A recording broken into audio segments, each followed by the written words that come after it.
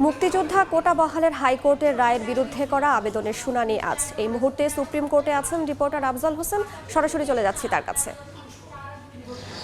সকাল 11:30টায় এ বিষয়ে শুনানি হবে এবং শুনানির পরে একটি আদেশ আসবে, এমনটাই কিন্তু প্রধান বিচারপতি ওবায়দুল হাসান জানিয়েছেন। আজকে এই মামলাটি কার্যতালিকায় ছিল 4 নম্বরে এবং দুপক্ষের আইনজীবীরাই আদালতে উপস্থিত ছিলেন। রাষ্ট্রপক্ষের তরফ থেকে সর্বোচ্চ আইন কর্মকর্তা অ্যাটর্নি জেনারেল তিনি বলেছেন যে তাদের একটি আবেদন রয়েছে, সেই আবেদনটিও সহ এবং 2 শিক্ষার্থী যে কোটা সংস্কার চেয়ে আবেদন করেছেন, এই দুটি আবেদন যেন একসঙ্গে শুনানি করা হয়। এরপরই আদালত 11টায় এ বিষয়ে শুনানির দিন ধার্য করেছেন। কোটা নিয়ে যে সংকট চলমান অবস্থা, অচল অবস্থা নিরসনে সব পক্ষই কিন্তু আদালতের দিকে তাকিয়ে আছেন।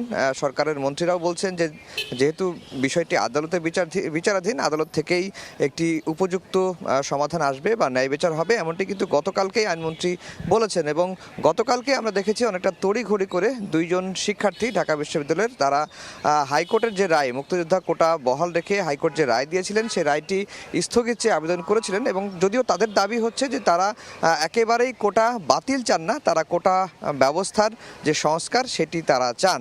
আর অন্যদিকে মুক্তিযোদ্ধা সন্তান কমান্ড কাউন্সিলের তরফ থেকে যে আবেদনটি করা হয়েছিল, যার রিটের প্রেক্ষিতেই হাইকোর্ট মুক্তিযোদ্ধা কোটা পুনর্বহাল করেন, তাদের পক্ষ থেকেও আইনজীবী আজকে দাঁড়িয়েছিলেন।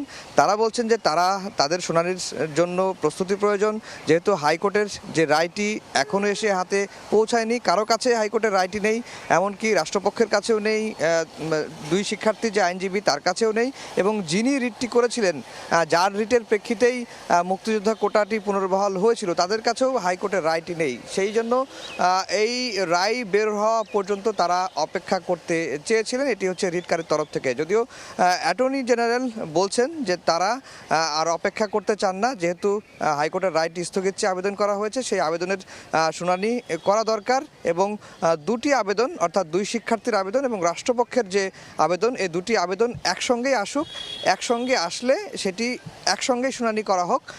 তারপরেই কিন্তু প্রধান বিচারপতির নেতৃত্বাধীন যে 5 সদস্যের আপিল বিভাগের পূর্ণাঙ্গ বেঞ্চ জানিয়েছেন যে 11:30টায় এ বিষয়ে শুনানি হবে এবং শুনানির পরে আজকেই একটি সিদ্ধান্ত দেওয়া হবে। এই ছিল সুপ্রিম কোর্ট থেকে আমার কাছে সবশেষ খবর।